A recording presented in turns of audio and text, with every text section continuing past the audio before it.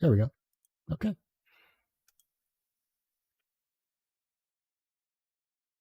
Now we're live. Awesome. So we're literally just going to talk about a variety of different things here today. I just want to thank everyone for the 700 subscribers. Now we're at 701, which is awesome. So I can't wait to get to that 800 level. But for now, we're literally just going to talk about podcasting and video interviews and everything like that. So if you have any questions, feel free to jump into the actual chat here and ask away, and I'll be happy to answer them as well too.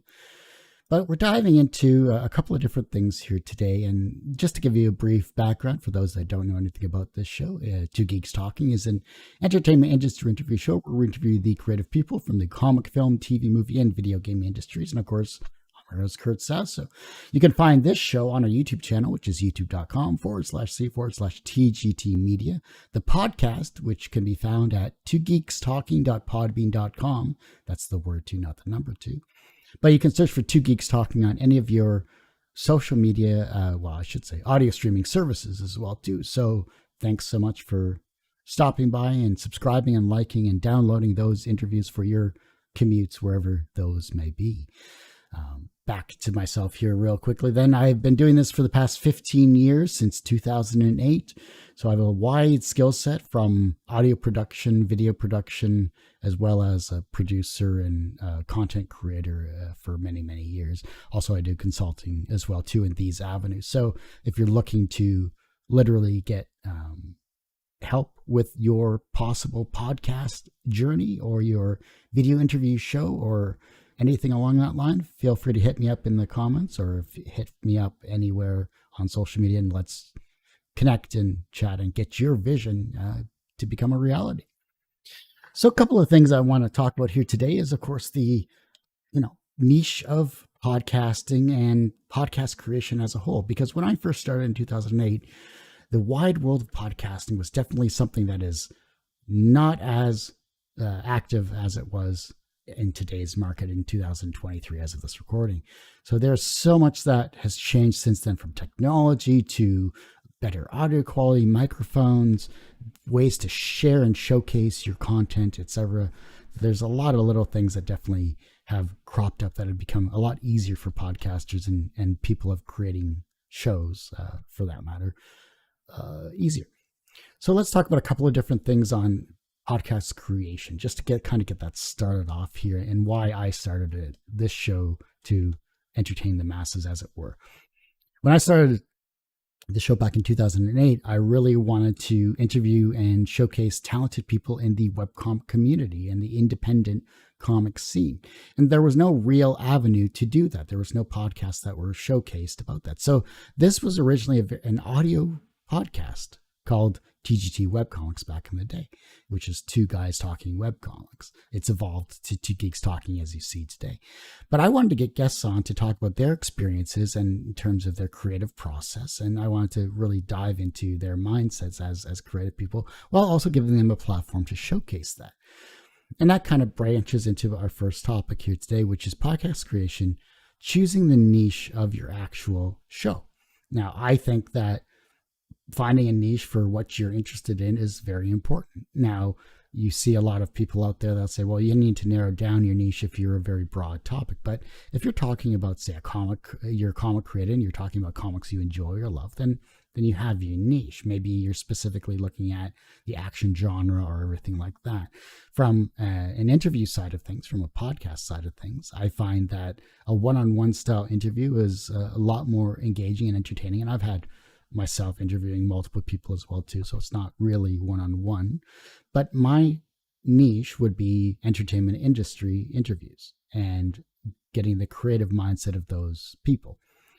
So that and the target audience was really important, because while this niche of entertainment industries and entertainment industry interviews was important, I found that it's literally a broad range of people that are getting creative in these fields. So you could have a person that's 13 years old that is trying to get into the comic industry in their own way, shape, or form, and find that maybe they don't have a platform or an ability to showcase their work, and maybe they're brand new getting started and they would need a mentor.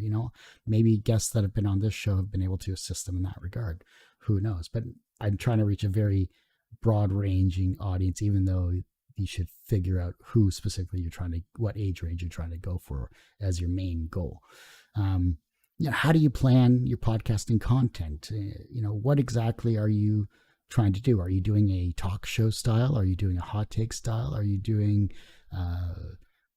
maybe you're doing very short interviews that are informal, like a 15-minute interview or something like that, or a 15-minute show to highlight the key points of it so that, you're trying to get shorter content out to the masses quicker, easier to edit. We'll talk about that stuff later on here as well. What topics are you going to discuss? That comes back to your niche that you're trying to engage and entertain in. For me, it's interviews of creative and talented people.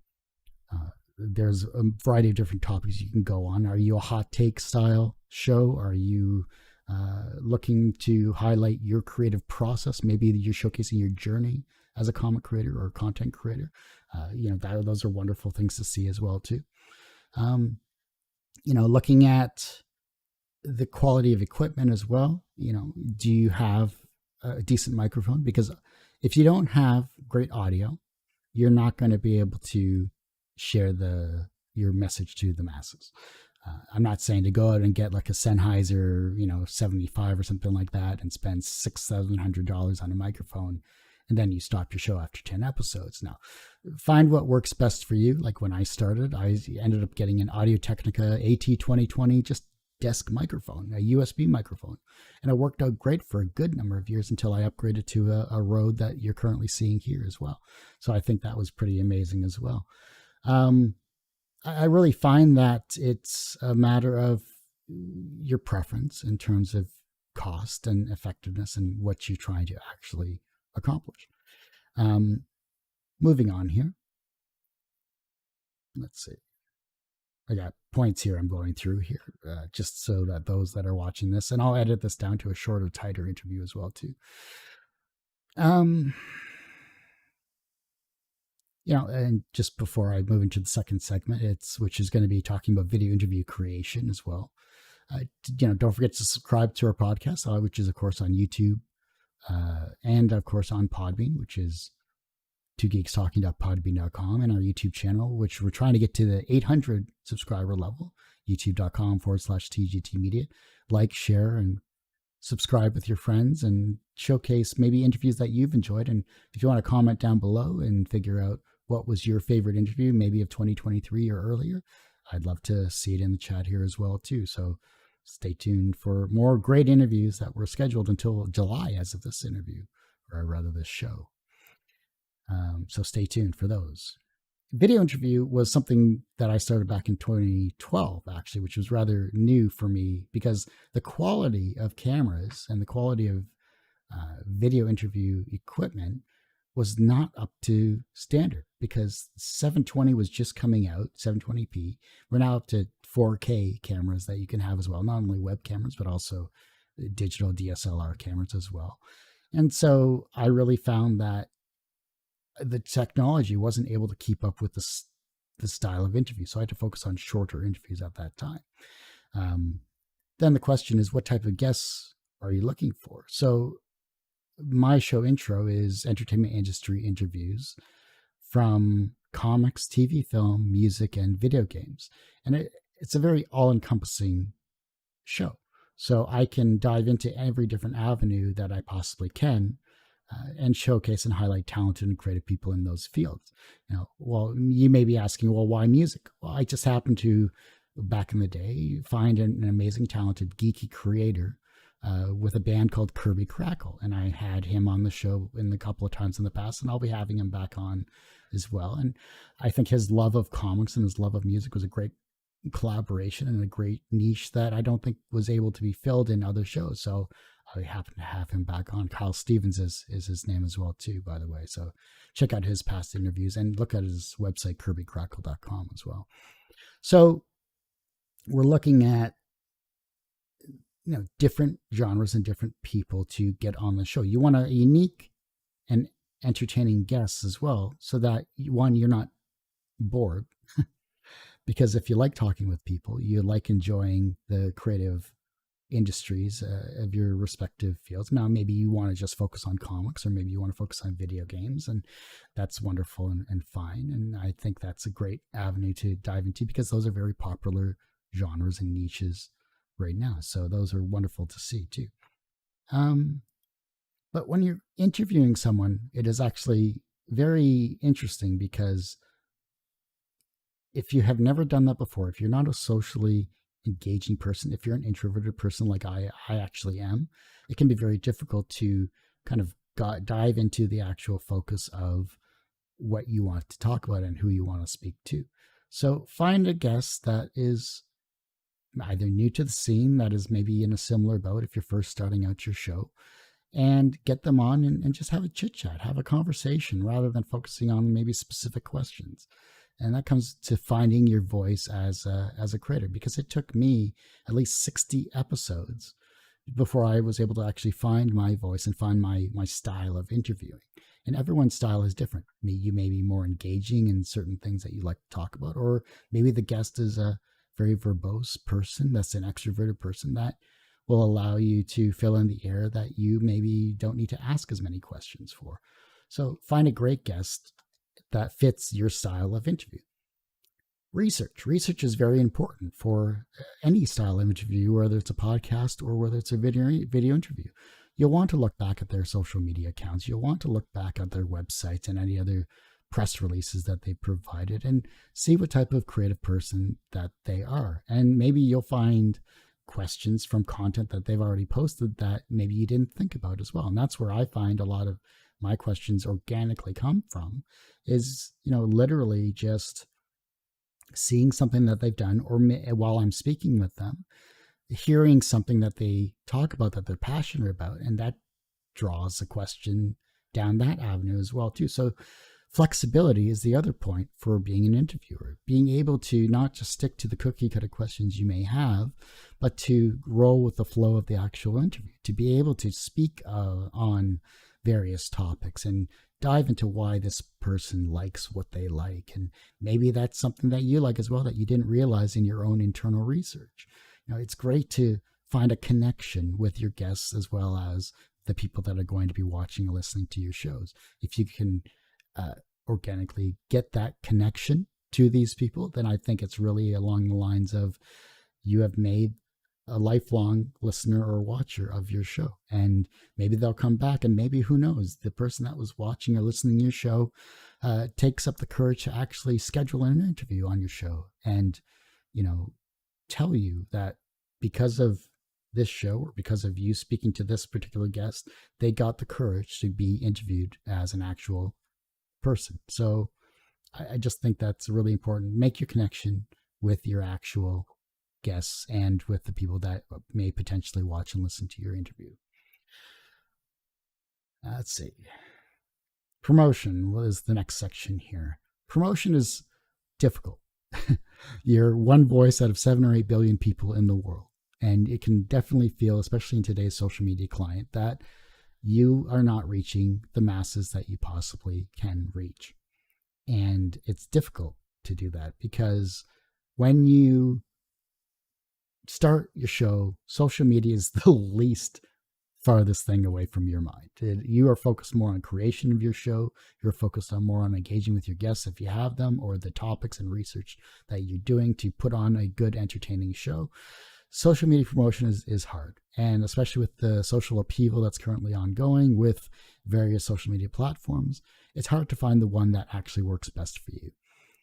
Back in the day, Twitter used to be like 85-90% of the people that actually became guests on my show, because I would actively engage in their content, engage in them as actual people rather than focusing on them as guests, and make a connection in that way. I've had some surprising interactions where a guest has come on the show and has said, hey, this guest would be another person. This person would be another guest that should come on your show. And they would actively promote, the interview they had with these other people and say what style of interview you had, etc. Word of mouth is definitely a key factor for, connecting with people. Because if you do a good job with your with your interview, if you do a good job with your research, if you do a good job with your promotion of the actual person and their content, whether they have a Kickstarter campaign or not, or you want to highlight the artwork or writing style that they've done with whatever they've created, you know, actively do that. Don't think of it in a selfish mindset of they're a guest, you're an interviewer, or you're a host, and that's all they're good for. Be active and be kind with the promotion of their own content. It's not about the views, it's about making that personal connection. And I really think that if you can do that as well, your interaction when you get them on face to face is more real, which is more engaging and it's more authentic. And that's what all we want to do is showcase talented people. Let's see. Um,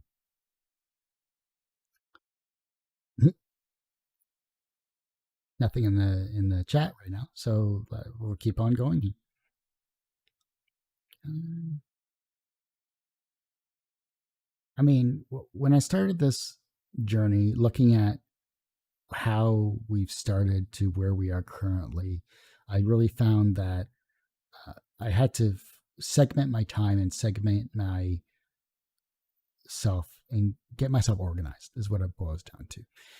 So I've included a bunch of different tools more recently to help me with that. One of them is if you're interviewing people, you want to have a schedule, you want to have a calendar, you want to have the ability to share and showcase, the talented people, which will also keep you organized and your social media promotion as well. So one of the tools I currently use is called Calendly, which is www.calendly.com. It's a great site to not only schedule interviews, but also to keep things organized for yourself. You can create different platforms and different avenues. If you have a free or paid service, I have currently both as well too. Free service for those that are either new to this team or maybe they don't have the finances to reach the paid service, which is perfectly fine. And it keeps you organized. And that was the one thing I struggled with for a long time. I was doing a lot of emails back and forth.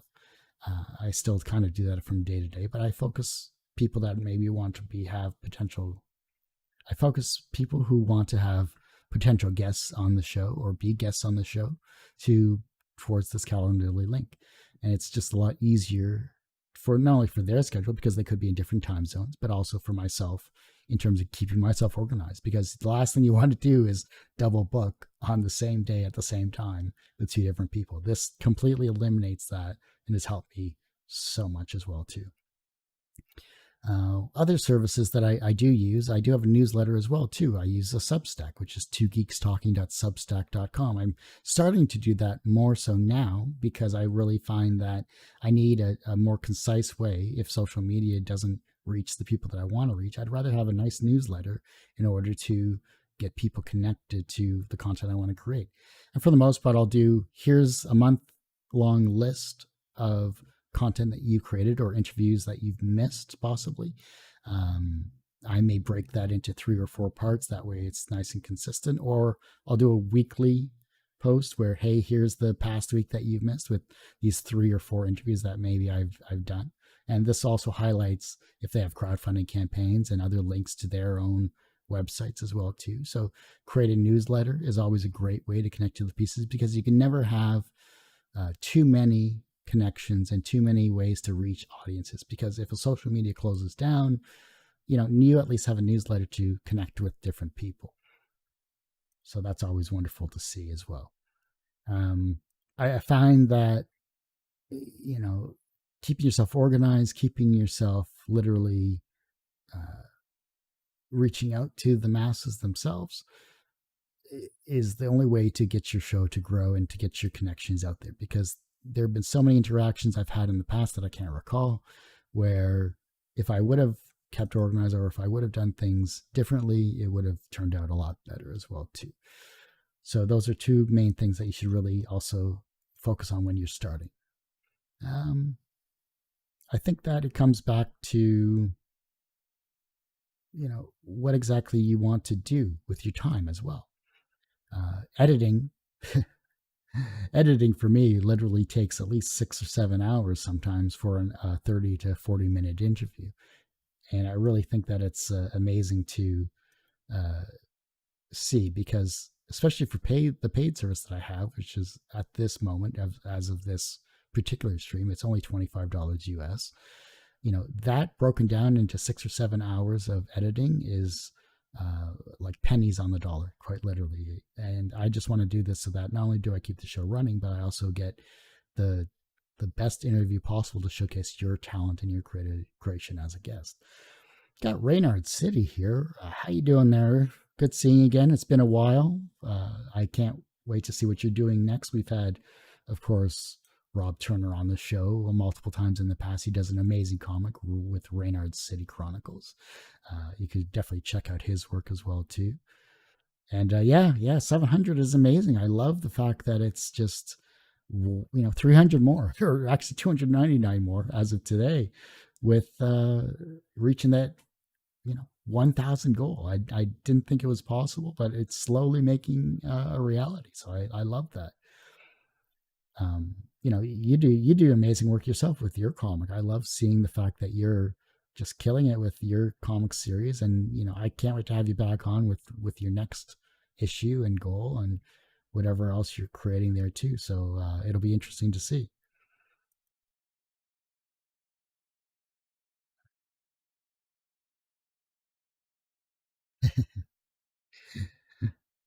But yeah, it comes back to a variety of different things here.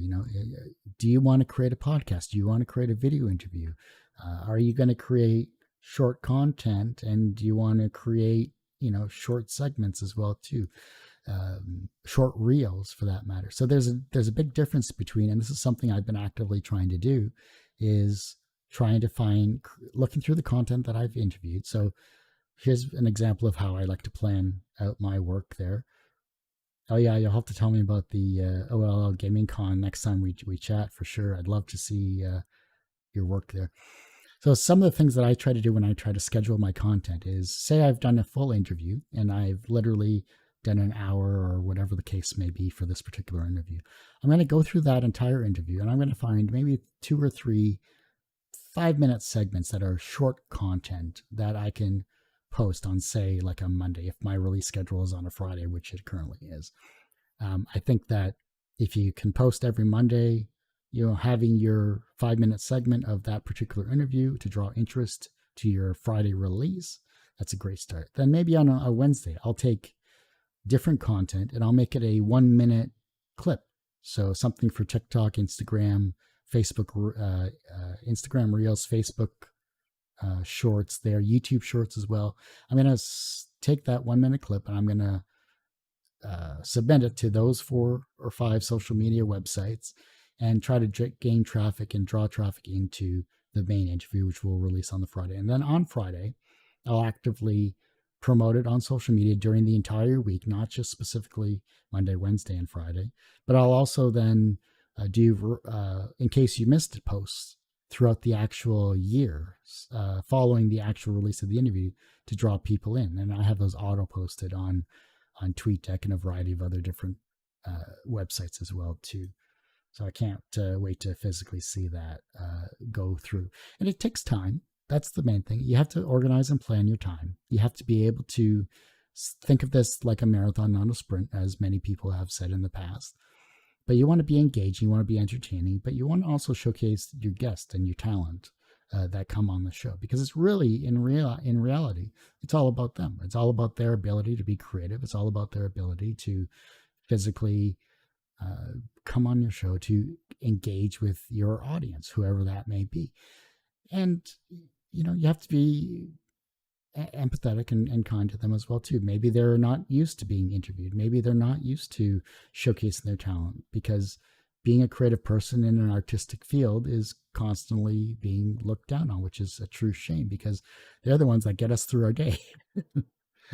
I've met many people on the show that have become lifelong friends, that have done amazing work when they first started and they were brand new to the scene, and then have gone on to work for, say, Marvel or DC or Disney or a variety of other different avenues. And it's great to see the progression and their artistic journey. And I think that's the best part about this particular show, and maybe your show if you decide to create one as well too. um, I may put all of this together into an actual digital course or content, maybe an article of some kind, for those that want to listen. I'll definitely. This is kind of an off the cuff conversation here, but 700 subscribers is nothing to sneeze at. And I thank each and every one of you for being a subscriber on the show itself, which you can of course find here on our YouTube channel, youtube.com/c/tgt media. And of course, our podcast, which is twogeekstalking.podbean.com. But subscribe also to our Substack, which is twogeekstalking.substack.com as well too. I'm going to open up the floor to the actual guests that are in the channel or in the chat room itself as well too. Hey, there is Patrick Lugo, or Plugo as he's known. Morning. I forgot about the East Coast journey or the West Coast journey of the masses there as well too. How are you doing? I'm going to open this up to questions if anyone has any questions about maybe being a podcaster or a video show or anything like that. I think it's going to be entertaining, and I'll maybe use these as a guide for the document or course that I'll create specifically for this. This was a kind of a summary, like conversation, so to speak, just to see if there's any introduction or masses. So you'll have to see the edited version, which I'll probably post later on next week as well, to kind of, because I forgot I did a different title image. It was using my old 15th anniversary title image. Go figure. But I'd love to hear your questions about maybe podcasting or video interviews or video show creation, etc. I know, Patrick, you have an amazing kung fu show as well too, comics and kung fu. The Comics Fu show, if I recall correctly. You'll have to correct me on that if I'm wrong. You do an amazing show with that. So I don't think you need any tips because you're just killing it with that incredible YouTube show for sure. But yeah, it's been a fun journey, and hopefully the experiences that I've engaged in, and I can dive more into questions for guests. I can dive into a variety of different things that I may expand upon in the actual course itself. I think it'll be an interesting experience. I may jump into Twitch for some gaming things because even I need to unwax and unwind and relax as well too. Yes, the lifeblood of all creative people, which is of course coffee, which is definitely something we need here.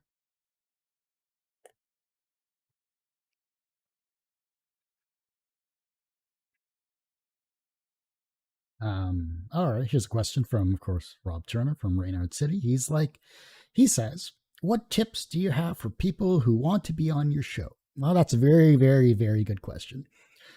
Something I've been doing more recently. Thank you. Yes, it is the Comics Fu show. Oh, tomorrow. Wonderful. That's good. Totally random schedule. Got to be a little more consistent with the schedule there, Patrick. But the content you create just supersedes your schedule. So keep it up there. What do people need to have? Sorry, what tips do I have for people who want to be on Two Geeks Talking? A couple of things that really come to mind, and it comes down to being prepared. Now, what does that mean? Well, being prepared means, at least for my show, I require a waist-up headshot. And it doesn't have to be a fancy headshot. You could just do a wall. You could do yourself and you could have someone take the photo. Or you could have a favorite photo of maybe yourself at a comic convention or something where it's a clean enough background that I can remove your background and just have yourself as an actual person. Another thing that goes alongside that is image assets or things that we can showcase on a title image that I customize and create specifically for you. That is something that I don't think a lot of people actively do in today's world of YouTube. But I create custom images with your waist-up headshot, your images that you supply to me, and I make it your own custom title. A logo, a clean logo of your actual title of your comic or your movie or your TV series or something like that. I think it's something where you really need to have that set, because I like to include the logo of whatever we're talking about, or maybe we're talking about multiple properties that you've created, I want to include those in the title image as well. Those same images, then, I also create custom lower thirds like you see down below here as well. I create custom versions of the lower third nameplates specifically for each and every guest. If there's more than one guest, I customize it for each one of them, and then I do a combination of everything together. And so I find, it keeps me creative. It keeps me active in terms of graphic design that I do as well too. So I think that's rather amazing as well. After the images, maybe there's a digital version of whatever you're trying to create, whether it's a comic or at least maybe a teaser of your comic. If you don't have a full version available, maybe it's a movie series or trailer that you're actively looking to create if you're in the entertainment industry as well too. If you happen to have the full version as well, I'd love to watch it through and critique and give my opinion when we're talking about it as well too, because I have a background in TV and film as well. Once we're done all of that, from a guest perspective, if you're coming on this show, make sure you have good lighting. You don't need something crazy like the 2 light setup that I have here, anything like that. Have a good camera or a decent camera as well too. A simple 1080p web camera is more than affordable, I think, these days. So have one of those, but have good lighting and have good sound. Maybe a quiet space. Maybe you need a quieter space specifically for yourself as a guest on the show itself too.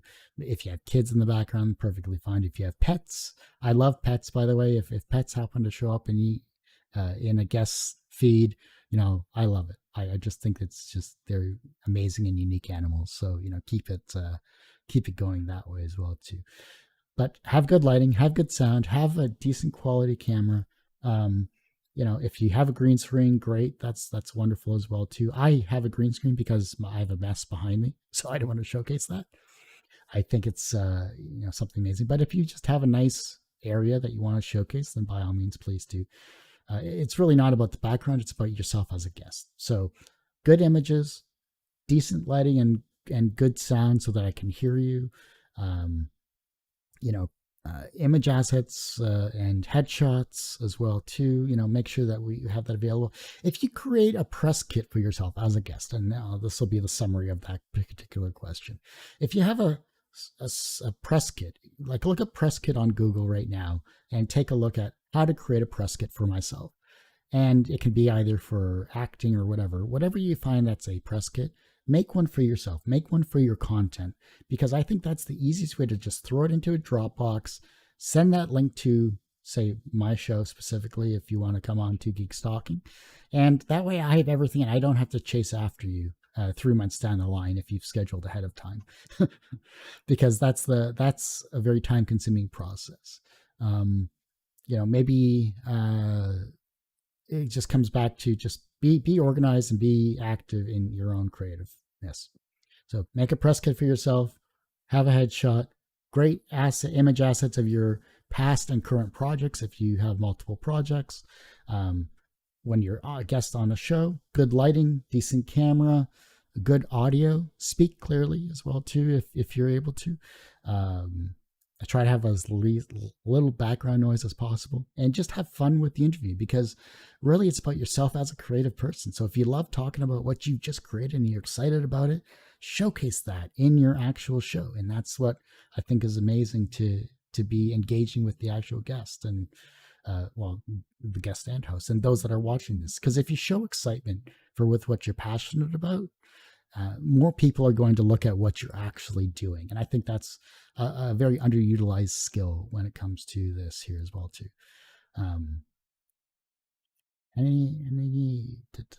So hopefully that answered your question, Rob. I think that was a very good question. So thank you so much for that. I really appreciate that. Any other questions in the channel here? Because we have the amazing Rob Turner from RaynaudCityChronicles.com. We have Patrick Lugo, or Plugo as he's known online, a very talented Kung Fu artist, as well as interviewer as well. He has some amazing talent. I believe his website is Plugo.com, but look up the Comics Fu Show on YouTube as well. So keep amazing lookout for those guys too. I'm going to get a cup of another drink of coffee while I'm waiting for some more questions here. Um, I think it's the lifeblood of every creative person. It's that, or if you're into alcohol or booze. I'm not, but it is what it is, or drugs, uh, wherever it's legal. But besides the point, there.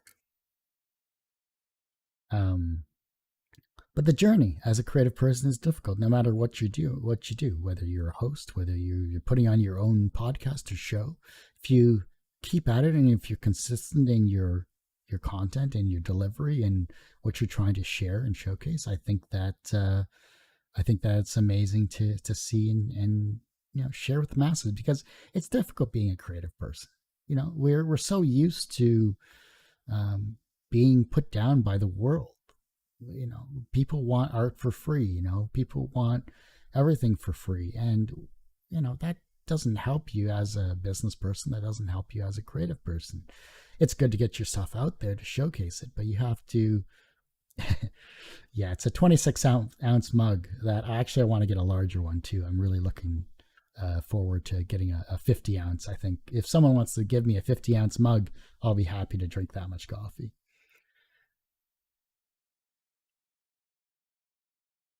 That's a very good point, Patrick. He says, I found I've had to learn to finish my sentences when talking to people from talking. Well, see, reading is fundamental, folks. Go watch LeVar Burton's Reading Rainbow. It's amazing. I've had to learn to finish my sentences when talking person to person. It's much more fluid. On video, I found I have to make more points rather than the usual ramble. And that's very true. I think it comes back to, what's the connection you have with the guest or with the person? You're going to find you already have a passion and connection, especially with your show with comics and kung fu and entertainment and media, because I think you really summarize that with everything in your talented guests you have on the show too.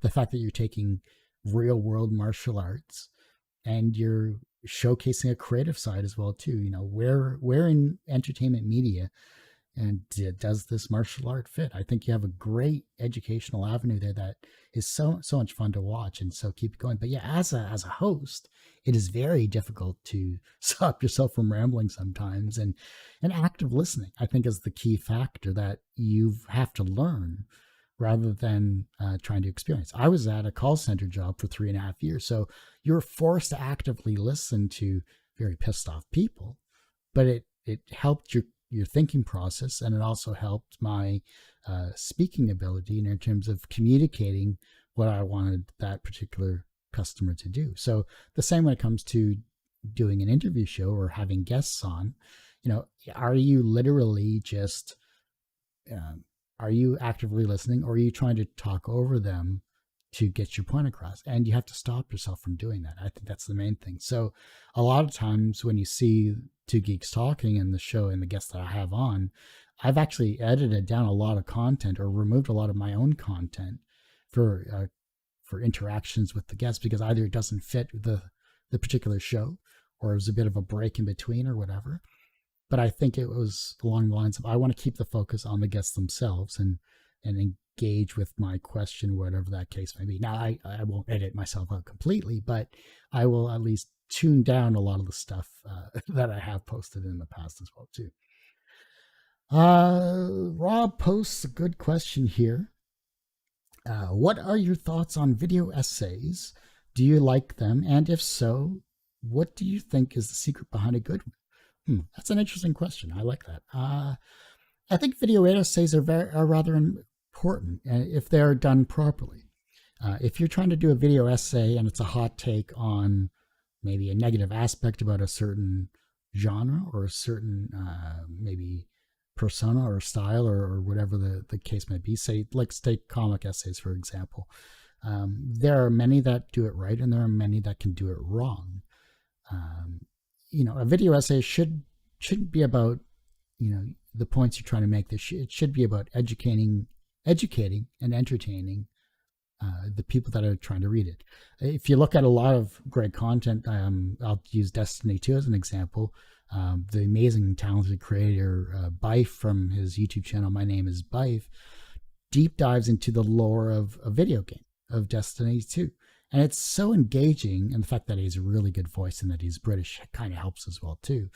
Uh, really showcases that good research and good information and good takes on a content that you're enjoying and that you're passionate about can be more engaging than simply having a hot take on a particular genre or topic. Um, if it's done, like I said, if it's done right, then great. But if you're educating and informing and entertaining, that makes a really great video essay, no matter how long it may be. If it's a 30-minute, deep dive into, say, Shawshank Redemption or something like that, or if it's, why was the Spider-Man multiverse done in this particular way in the 90s and 2000s or something like that. Things like that can be engaging, but it also depends on what you're looking to do with those particular video essays. We all have our favorite genres as well too. So very good question there, Rob. I love that. That's really good. But yeah, I have never done a video essay myself that I can recall. Might be something I'll dive into, but honestly, I think my niche and my focus on inside the actor studio style questions and engagement and interactivity with the guests that I have on the show is more than enough time than putting time into the actual video essays. But those people that actually do those video essays that are very talented at them, more power to you guys, to everyone there. You've done amazing work with that particular style. That is something that I can't do.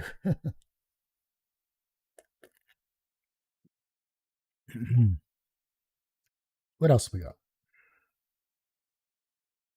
Should check social media as well too. Let's see.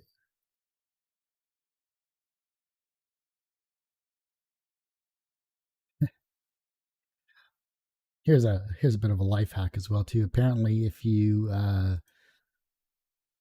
take, I just saw something and I commented on someone's social media. They posted a cinnamon bun and Nutella combination. I said, and he had said he had the willpower to not eat that. Well, I said, what if you literally took cinnamon buns, Nutella, and peanut butter and created that for your weekend gluttony? And he's like, darn, that's a really good idea. I'm going to the store. So there you go. Yeah. But I've done a lot of stuff in my career as well too. Just to kind of summarize what I've done, I was in IT for 20 years, so I have a background in computer science and system administration. I went back to school from IT after a successful 20-year career in various industries, from tool and die to produce to food production. I went from there and I went back to school in communication, media, and film and visual arts, a double major, which I graduated in with a minor in computer science because I'm a glutton for punishment. I have a background as a producer for this particular show as well as an interviewer, but I have a background in video editing as well as audio podcasting production. Good question, Patrick. The question is scripted versus improvised speaking, edited in post. It depends on what style of show you're trying to do. If you're trying to do something like this is very improvised, as you can tell. This is definitely not scripted whatsoever. This is more of off the top of my head.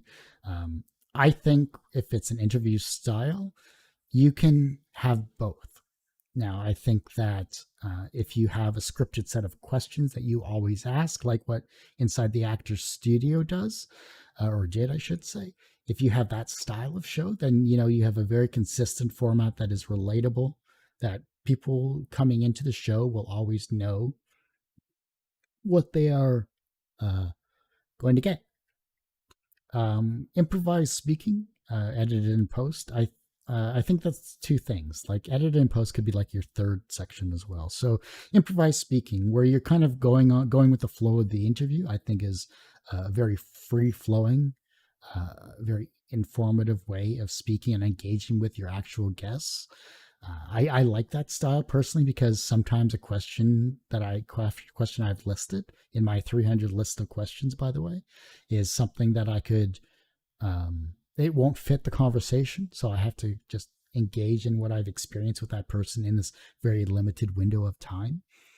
The editing and post is where you can find a kind of fine tune down what things work. Now, there are times, like I said previously, where if I'm on a train of thought or if I'm asking my questions and I go into a bit of a ramble and then I ask my question, if the stuff I've rambled about doesn't fit, I'll simply just cut that away in away I go. But I do the same for guests as well too, only because sometimes if a guest is really engaged in their conversation, they'll have maybe two trains of thoughts and maybe they won't finish one thought. So I'll have to trail off and connect with the actual thought that they wanted to complete. I don't do a one edit and done. I do an edit and I re-listen and I fine tune the thought process that they have, just to keep it nice and concise, because I think it comes back to showcasing the guest in the best light possible in terms of what they want to promote and what they want to talk about. So I think that you can have both in your style of interview. It just depends on how you want to fit and what you want to showcase in the end. I think, at least for my style, I like a nice tight edit only more recently because it just is cleaner when the podcast goes live and there's not a lot of fluff. There are other amazing shows similar to mine, and I'll name them here, which is like Barney Smith's story comic show, which is an amazing show. You should take a look at that. Cody's Keeping It Geekly is an amazing show as well too. He has a more free-flowing style and great guests and great content there as well too. And I can't forget, of course, Jeff Haas, who is the Traversing the Stars host with some amazing Star Trek guests more recently, and he does an amazing show as well too. And I know we have a collective together where we kind of show up and into each other's shows and have kind of a conversation as to how everyone is doing with their shows and what they've learned over the past few months as well too. And I think finding a good batch of people, like-minded people for your style, whether it's in a geek nature or whether it's more professional in terms of, say, you're looking at business specifically or computers or whatever. If you find like-minded people and you can share together your experiences and maybe share guests and trade off tips that maybe one person has learned, find that mentorship with your fellow creative people and figure out a way to promote and cross promote everyone else like that. So yeah, just scripted, unscripted, whatever your end result is, it comes back to what you enjoy sharing and showcasing. For your show, if you don't do very much editing, Patrick, then I think what you have is really clean and nice as well too, because you have a very organic conversation when it comes to what you're trying to showcase with martial arts and film and art and everything like that. So I think you do a really good job with that. So I don't think there's really much you need to really change unless you actively want to change. A good number of years on Two Geeks Talking, I literally didn't edit at all. Everything was very raw, very, here we go, here I press record and we're off. So, sometimes that works very well, sometimes it doesn't. I think it just comes back to what exactly you're trying to share and experience as well. So, just have fun with it. That's the main thing. If you enjoy what you're doing and the masses enjoy it, then keep at it, unless you want to actively change something because either you're bored with the process. Very true, Rob. Very true. When we share, we all benefit. That should be a t-shirt. Make a t-shirt of that. I think that's perfect. Yeah, I agree. Yeah, why gatekeep the content and knowledge you have? It's pointless. When you die, it's all gone NEM. So at least have a record of it online somewhere. Someone will find value in it in some way, shape, or form.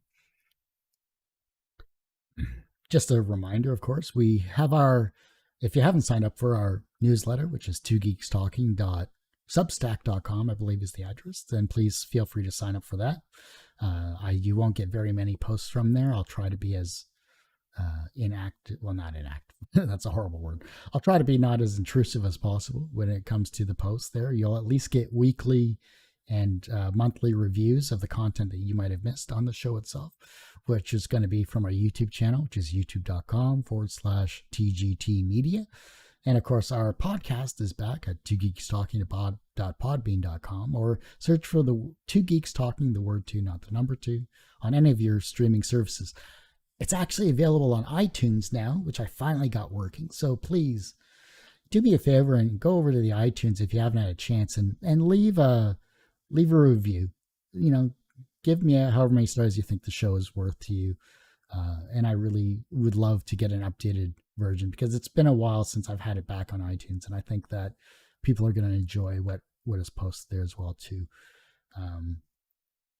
It's really one of those things where trying to set yourself apart from everyone else is very difficult, and I think it's something where you just have to keep promoting and keep sharing and keep showcasing your talent, and whoever you decide to have on your show, whether you're an interview show or whether you're a video essay style, or whether you're just simply, you know, sharing your day about what you've created and what you're excited about creating. You know, you don't have to be an interview show to share yourself with the world. Maybe video interviews aren't your thing. Maybe you want to do a podcast about your creative process. As long as you keep at it and you keep consistent with your release schedule, then at least you're available to share your experiences, because I'm sure there's a million other people out there that are doing exactly what you want to do, but don't know where to start. Maybe you're that avenue for them to get started on their creative process and the creative journey. And hopefully, you know, I can do the same with whoever I create, you know, or whoever I have on the show, I should say. What about any other things you want to learn or know about? Whether I put together a digital course of this or not, I definitely will. But what would you like me to focus on, I think, in this new upcoming digital course that I'll have available for those to purchase? Because I'll also be able to provide one-on-one calls to help fine-tune as a consultation. We'll also provide a one-on-one style interview to see and showcase your creative process and journey. Maybe you're trying to start something, or maybe you've been doing something for years and you want a fresh set of eyes on it. I'd love to provide that particular service as well too. So feel free to connect with me anytime, either on social media, or we can connect through email, or whatever the case may be. I'd love to help out, get your creative journey to that next level. So let's connect and let's see what else I can do to help you out in some way, shape, or form.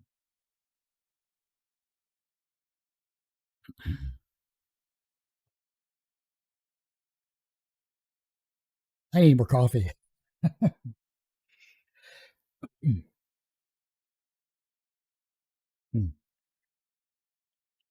See, I'm not used to talking. I'm used to interviewing people and letting them talk. It's probably the most I've talked in a while when it comes to this amazing journey that I've been on for 15 years. Speaking of which, I'd love to be on anyone's show, if that's the case, maybe. If you need a guest to talk about the wild, wild west of podcasting back in 2008 on, I'd love to share my experiences back then and how the technology has changed and everything like that. I was recently on a great show called Better Call Daddy, with an amazing host with 20 years in the industry of TV and radio, called Rena Watts. She's an amazing host. You got to check out her show, Better Call Daddy. I've had her on the show more recently, a couple of weeks back, so you should look at her interview. And we had a great conversation on our side. But she worked on the Jerry Springer show, and it was really interesting to see as well. So learning from the early versions of reality television to where it currently is as well. She had some wonderful experiences like that. So eventually my interview will be posted on Better Call Daddy, so you should definitely check that out as well too. I've been doing some advertising work with Cool FM, which is KEWL.FM. You've seen their ads on the beginning of various interviews as well too, and they've been a wonderful connection in terms of sponsorships for the show itself as well. So I can't thank them enough. And they've been posting my radio ads on their amazing show as well, or shows, I should say. So a great online streaming platform there for radio, music, and different genres, etc. Um, I'm going to wrap this up in about 6 more minutes here. I know 5 minutes roughly. So I'd love any last any final questions you have. I may go over the hour mark here. I was expecting just a half hour, but you've been wonderful, engaging guests and people on the show here. So ask me some last questions about podcasting, video interview, consultation for your show, or maybe a consultation for your specific show you're trying to create or haven't had. You're in the pre-planning stages of that, or whatever the case may be. Please feel free and look for an upcoming digital service for creating your show and video and audio content as well. Graphic design too. I'll give you some tips on how I create my title images and my lower thirds if you haven't had a chance to do that yourself, if you want to be different and unique. Yes, Patrick is a great comment there as well. TGT has such a clear identity. I think folks joining your class would want to aspire towards that. Not to look like TGT, but getting them to be able to distill their voices and images. Yeah, that's a great point. Having your own identity is difficult, though. You're not trying to be like everyone else, but you're trying to find your voice. And I think that's the most difficult part about being a creative person, is finding your voice. I really think that I'll get to your question in a second there, Rob. That was a good one. I really find that finding your voice is difficult, because if you have your own personality or persona and it's different from your real self, then that's fine. You can be a character in your own show. I mean, Dr. Disrespect does that for his streaming stuff, etc. And that's a wonderful way to connect with people. Then you have personalities like Mr. Beast and a variety of others, and you have amazing female streamers and personalities as well too that are hosts on shows. And it depends on what style you're trying to be as a person online, because we always tailor ourselves to the masses and tailor what we show to the thing, but it's how you want to be perceived in this world. So if you can find yourself through this type of course, then that's wonderful to see. If you can find yourself with your own creative process, then the more power to you as well too. So I'd love to help with that in any way, shape, or form. And be kind, be engaging, be active in your promotion of not only your content but theirs as well. And just be a nice human being. As Will Wheaton says, don't be a dick. Rob's question was, would you rather fight one giant fox, depends on how big, or 100 tiny foxes? I love animals, though. That's the thing. I wouldn't want to fight them. I think, being surrounded by a bunch of fluff balls like that, 100 tiny fluff ball foxes, that'd be kind of cute. But I wouldn't want to fight them. No, they're vicious, quick little things, and I'm not that quick.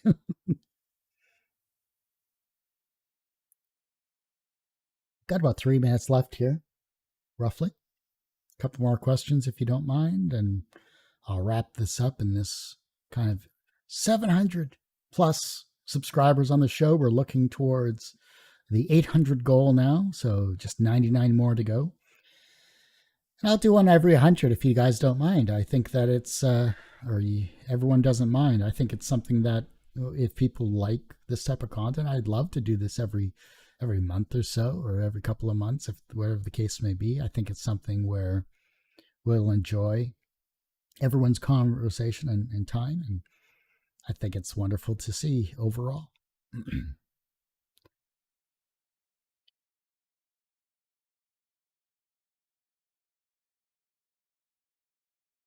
I definitely have to clean up the opening that I did for this here. There's a lot of content. There's a lot of content that I kind of was going off the top of my head with, but I'll be more organized for the course, and I'll be more organized for myself when it comes to streamlining this process and thoughts. And the course will be divided into a variety of different sections in the document. It'll be podcasting as a section, talking about audio and everything like that. It'll be video creation. It'll be social media creation and graphical design promotion. And then it'll be more of a one-on-one call session. I may do a group call as well too, to figure out if there's multiple people that want to do this type of course, and I'll figure out pricing and everything like that as well too. It won't be incredibly expensive whatsoever, because I think this knowledge is valuable. And I'm not here to change your creative process. I'm just here to streamline your process, if that's the case, and give you my years and almost 2 decades worth of experience in this industry. So don't worry, I'll post more on social media about this plan and this process as well too. It's something new that I'm putting together, and I figured if I don't do it now, when will I? Well, I'm going to say that wraps up this particular live stream. I want to thank everyone that has stopped by the show. Thanks, Patrick and Rob, for asking some amazing questions, as well as everyone else. Make sure you come to our YouTube channel, which is youtube.com/TGT Media. Like, subscribe, share your content as well too. I'd love to answer your questions as well. And look for our podcast if, say, you're doing a commute. I got literally hundreds of, if not thousands of interviews that are going to be posted on our twogeekstalking.podbean.com, or search on any audio streaming service, which is iTunes or iHeartRadio or whatever the case may be. So keep tuned in that regard. And of course, our newsletter, which is twogeekstalking.substack.com. Look forward to chatting with everyone on there as well too.